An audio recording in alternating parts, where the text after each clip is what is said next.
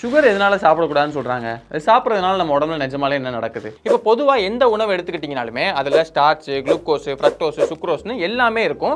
அந்தந்த உணவை பொறுத்து இதோடைய அளவுகள் மாறுபடும். இப்போ இதையே நாட்டு சர்க்கரையும் வெள்ளை சர்க்கரையும் எடுத்துக்கிட்டீங்கன்னா ரெண்டுமே நமக்கு கரும்பு ஜூஸ்ல தான் கிடைக்குது.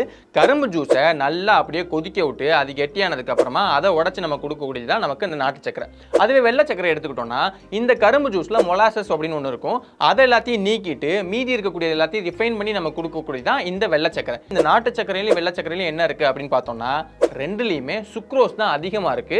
நாட்டு சர்க்கரையை விட வெள்ளை சர்க்கரையில தான் சுக்ரோஸ் ரொம்பவே அதிகமா இருக்கு. அப்படிங்கிறதுனால தான் இங்க எல்லா பிரச்சனையுமே ஏற்படுது. ஏன்னா இப்ப மற்ற உணவுப் பொருட்கள்லயுமே சுக்ரோஸ் இருக்கும் தான். ஆனா சுக்ரோஸோட சேர்த்து கார்போஹைட்ரேட், ஃபைபர் இந்த மாதிரியான நிறைய விஷயங்கள்லாம் இருக்கும்.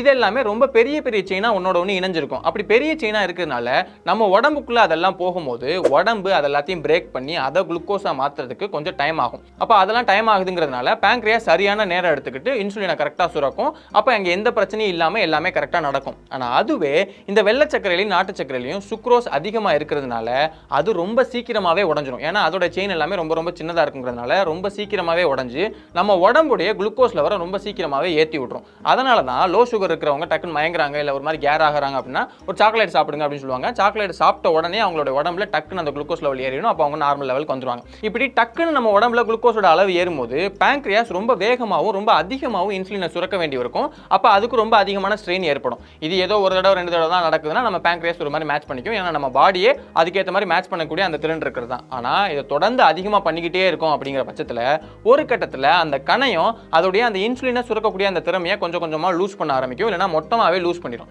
அப்படி லூஸ் பண்ணும்போது என்ன ஆகும்? நம்ம ரத்தத்தில் வந்து சேர்ந்த குளுக்கோஸ் எல்லாமே செல்லுக்குள்ளே சேர முடியாமல் போய் ரத்தத்திலே தொடர்ந்து சுற்றிக்கிட்டே இருக்கும்.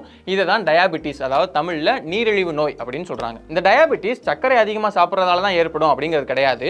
இந்த மாதிரி குளுக்கோஸ், ஃப்ரக்டோஸ், சக்ரோஸ் இதெல்லாம் அதிகமாக இருக்கக்கூடிய உணவுப் பொருட்களை தொடர்ந்து அதிகமாக சாப்பிட்டுக்கிட்டே இருந்தோம்னா கண்டிப்பாக யாருக்கா இருந்தாலும் ஒரு கட்டத்தில் டயாபெட்டிஸ் வந்து தான் ஆகணும். ஆனாலும் ஏன் இந்த சர்க்கரையை மட்டும் அதிகமாக வில்லனா பார்க்குறாங்க, இது கெடுதி அப்படின்னு சொல்கிறாங்க அப்படின்னா இப்போ ஆரோக்கியமான வாழ்க்கைக்கு ஆராவில் ஹெல்த் மிக்ஸ்.